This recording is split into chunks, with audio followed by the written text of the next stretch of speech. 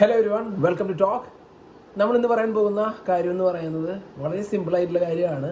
Media rights അല്ലെങ്കിൽ media drives എന്ന് പറയുന്നത്. നിങ്ങൾക്കറിയാം, കോമൺ ആയിട്ട് നമ്മുടെ ഏതൊരു വണ്ടി ലോഞ്ച് ചെയ്യുന്നതിന് മുൻപ് തന്നെ മീഡിയയ്ക്ക് ടെസ്റ്റ് റൈഡിന് അല്ലെങ്കിൽ അവർക്കൊരു ടെസ്റ്റിംഗ് എന്ന് പറയുന്ന രീതിയിലുള്ള വെഹിക്കിൾസ് കൊടുക്കാറുണ്ട്. അതിലെ ഇൻഫ്ലുവൻസേഴ്സ് വരാറുണ്ട്, ഒഫീഷ്യലായിട്ടുള്ള മീഡിയ ടീംസ് വരാറുണ്ട്.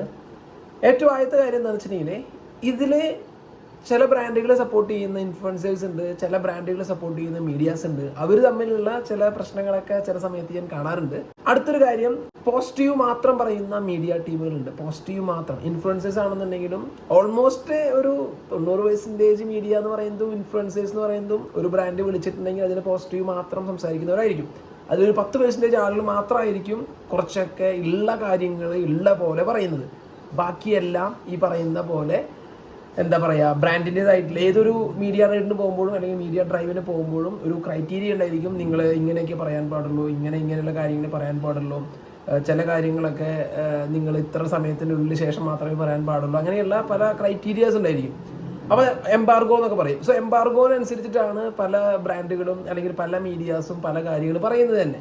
ഓക്കെ, എംബാർഗോ നല്ലൊരു കാര്യം, തെറ്റ് ഞാൻ പറയുന്നില്ല. എല്ലാവരും ഒരുമിച്ച് റിവ്യൂ വരുന്നു എന്നുള്ളൊരു ഉദ്ദേശം കൊണ്ടാണ് എംബാർഗോ എന്ന് പറഞ്ഞൊരു സിസ്റ്റം വന്നത്.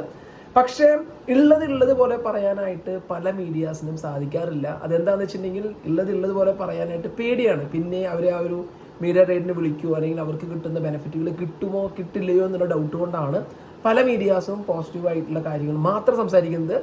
അതുകൊണ്ട് തന്നെ നിങ്ങൾ ഫുള്ളായിട്ട് റിവ്യൂസിലൊന്നും വിശ്വസിക്കേണ്ടതായിട്ടുള്ള കാര്യമില്ല എന്നുള്ള ഒരു കാര്യം മനസ്സിലാക്കുക.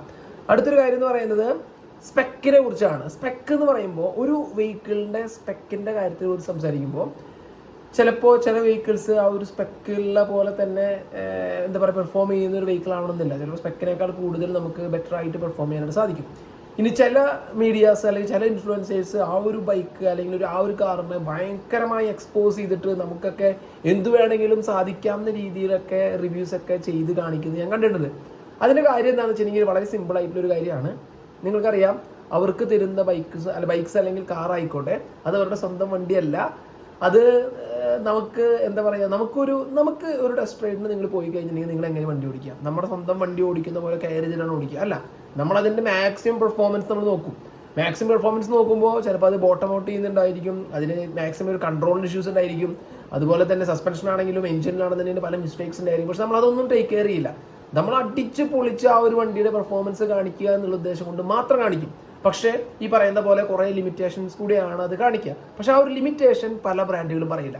അവരെന്താ പറയുക, ഈ ഒരു വണ്ടി എഞ്ചിനും കാപ്പബിൾ ആണ് എന്നുള്ള ഒരു കാര്യം കൊണ്ടാണ്, അല്ലെങ്കിൽ അങ്ങനെയാണ് ആ ഒരു വണ്ടിയെ കാണിക്കുക. സോ നിങ്ങൾ ശ്രദ്ധിക്കേണ്ട കാര്യം ഇതുതന്നെയാണ്. റിവ്യൂ എന്ന് പറയുന്നത് 100% ട്രസ്റ്റ് ചെയ്തിട്ട് നിങ്ങൾ ആ ഒരു ബൈക്ക് അങ്ങനെ അവർ ചെയ്തു, അവർക്ക് എന്ത് വേണമെങ്കിലും ചെയ്യാം. കാരണം എന്താ വെച്ചിട്ടുണ്ടെങ്കിൽ അത് അവരുടെ വണ്ടിയല്ല, അവർക്ക് എങ്ങനെ വേണമെങ്കിലും പൊളിക്കാം. അതിൽ ബോട്ടം ഔട്ട് ചെയ്യുന്നുണ്ടോ, സസ്പെൻഷനായിട്ട് ഇഷ്യൂസ് വരുന്നുണ്ടോ, അല്ലെങ്കിൽ വേറെ എന്തെങ്കിലും ഇഷ്യൂസ് വരുന്നുണ്ടോ എന്നുള്ള കാര്യം അവർക്ക് നോക്കേണ്ടതായിട്ടുള്ള ആവശ്യമില്ല. ജെന്യൂൻ ആയിട്ടുള്ള മീഡിയ ആണെന്നുണ്ടെങ്കിൽ അത് കറക്റ്റായിട്ട് എടുത്തു പറയും എന്നുള്ളതാണ് ഒരു റിയൽ സെനാരിയോ എന്ന് പറയുന്നത്. അപ്പോൾ എനിക്ക് പറയാനായിട്ടുള്ള ഒരു കാര്യം എന്ന് പറയുന്നത്, ഞാൻ എപ്പോഴും പറയുന്ന പോലെ തന്നെ, നിങ്ങളൊരു മോട്ടോർ സൈക്കിളോ കാറോ വാങ്ങിക്കാൻ പോകുന്നുണ്ടെങ്കിൽ നിങ്ങൾ റിവ്യൂസൊക്കെ കണ്ടോ, ജസ്റ്റ് ഒരു നല്ല റിവ്യൂസുകളൊക്കെ നിങ്ങൾക്ക് തോന്നുന്ന റിവ്യൂസൊക്കെ പോയി കാണുക, അത് നല്ല കാര്യമാണ്, ഇല്ലാന്ന് ഞാൻ പറയുന്നില്ല. അതിനൊപ്പം തന്നെ നിങ്ങൾ ചെയ്യേണ്ട ഏറ്റവും വലിയൊരു കാര്യം എന്ന് പറയുന്നത് പ്രോപ്പറായിട്ട് ആ ഒരു വെഹിക്കിളിനെ കുറിച്ച് ഇൻവെസ്റ്റിഗേറ്റ് ചെയ്യുക. അത് എത്രത്തോളം ബെറ്റർ ആയിട്ട് പെർഫോം ചെയ്യും. അതുപോലെ തന്നെ ഞാൻ പറയുന്ന പോലെ ഫസ്റ്റ് ബാച്ച് വെഹിക്കിൾസ് വാങ്ങിക്കാതിരിക്കുക. ഇനി അത് കഴിഞ്ഞ് നിങ്ങൾ ചെയ്യേണ്ട വലിയൊരു കാര്യം എന്ന് പറയുന്നത് ടെസ്റ്റ് റൈഡ് ചെയ്യുക അല്ലെങ്കിൽ ടെസ്റ്റ് ഡ്രൈവ് ചെയ്യുക. ഒരു പ്രാവശ്യമല്ല ടെസ്റ്റ് റൈഡ് ചെയ്യുക, ഒരു പ്രാവശ്യമല്ല ടെസ്റ്റ് ഡ്രൈവ് ചെയ്യുക, പല തവണ ചെയ്ത് നോക്കുക. പല ഡീലർഷിപ്പിൽ പോയി പല തവണ ടെസ്റ്റ് റൈഡ് ചെയ്ത് നോക്കുക. അതാണ് ബെറ്റർ ആയിട്ടുള്ള കാര്യം. ഇനി അതല്ലാന്നുണ്ടെങ്കിൽ സെയിം ഡീലർഷിപ്പിൽ തന്നെ പോയി നിങ്ങൾ ജെന്യൂൻ ആണെന്ന് തോന്നിക്കഴിഞ്ഞാൽ എത്ര തവണ വേണമെങ്കിലും വണ്ടി തരും.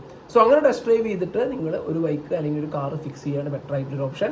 സോ ഇതെനിക്ക് പറയണം തോന്നി. ചില ഇഷ്യൂസ് ഇപ്പോൾ നടക്കുന്നുണ്ട്. ഇഷ്യൂ എന്താണെന്നുള്ളത് എനിക്ക് പറയാനായിട്ട് സാധിക്കില്ല. ഞാൻ പറഞ്ഞ പോലെ മീഡിയകൾ തമ്മിൽ ഇഷ്യൂ തന്നെയാണ്. ഒരു മീഡിയ ഒരു ബ്രാൻഡിനെ സപ്പോർട്ട് ചെയ്യുന്നു, മറ്റൊരു മീഡിയ മറ്റൊരു ബ്രാൻഡിനെ സപ്പോർട്ട് ചെയ്യുന്നു. ലിമിറ്റേഷൻ ആയിട്ടുള്ള സ്പെക്ക് വെച്ച് ചില ബ്രാൻഡുകൾ അല്ലെങ്കിൽ ചില മീഡിയാസ് വലിയ രീതിയിൽ ആ ഒരു വണ്ടി എടുത്തു കാണിക്കുന്നു. അപ്പോൾ അതൊക്കെ ഞാൻ പറഞ്ഞ പോലെ അവർക്ക് എന്ത് വേണമെങ്കിലും ചെയ്യാം, അവരുടെ വണ്ടിയല്ല, അല്ലെങ്കിൽ അവർക്ക് അതിൻ്റെതായിട്ടുള്ള കാര്യങ്ങൾ നോക്കേണ്ടതായിട്ടുള്ള ആവശ്യമില്ല. സോ ഇത് നിങ്ങൾക്ക് പറഞ്ഞു തരണമെന്ന് തോന്നി, അത്രേ പറയാനുള്ളൂ. Thanks for watching. See you next video. Until then, ചാओ.